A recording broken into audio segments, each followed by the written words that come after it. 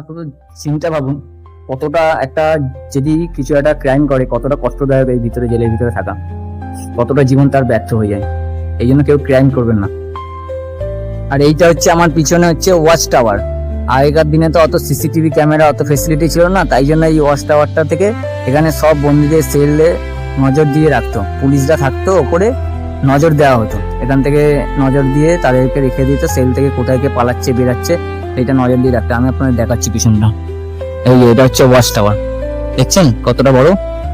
দেখুন এখান থেকে সিঁড়ি আছে, এখান থেকে ঢুকবে, সিঁড়ির থেকে গিয়ে ওপরে উঠে পুলিশরা দাঁড়িয়ে থাকতো। ওই জেলের ওই চারিদিকে সব জানলাগুলোর ওখানটায় পুলিশরা দাঁড়িয়ে থাকতো, ওপর থেকে দেখতো যে এইখান থেকে পুরো ভিউটা দেখা যায়। এখান থেকে পুরো এই জেলে কয়েদি কোথা থেকে কোন দিকে যাচ্ছে, পুরো সেলগুলো এখানে পুরো একের পর এক সেল রাখা ছিল। এখান থেকে কয়েদিদের যখন বেরাতো, স্নান করতে যেত, এই করতে যেত, তখন পুরো জায়গাটা যখন ছাড়তো তখন ওরা পুরো ওয়াচ রাখতো, কেন সিসিটিভি ক্যামেরা সেই মুহূর্তে ছিল না, পুরো পুলিশরাই নিজের চোখে দায়িত্বে রেখে দিতেন।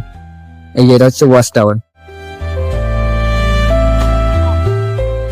আর এটা হচ্ছে তাঁতকল, যখন জেলে সবাইকে কাজ দেওয়া হতো, যখন সবার তো আলাদা আলাদা কাজ ছিল, এই তাঁতকলে এখানে সবাইকে দেখুন শাড়ি ফাড়ি বানানোর এখানে কাজ দিত। এই এখানে রেখে দিয়েছে, বানিয়েছে কিভাবে শাড়ি ফাড়ি বানাতো, কি করতো। এই তাঁতকল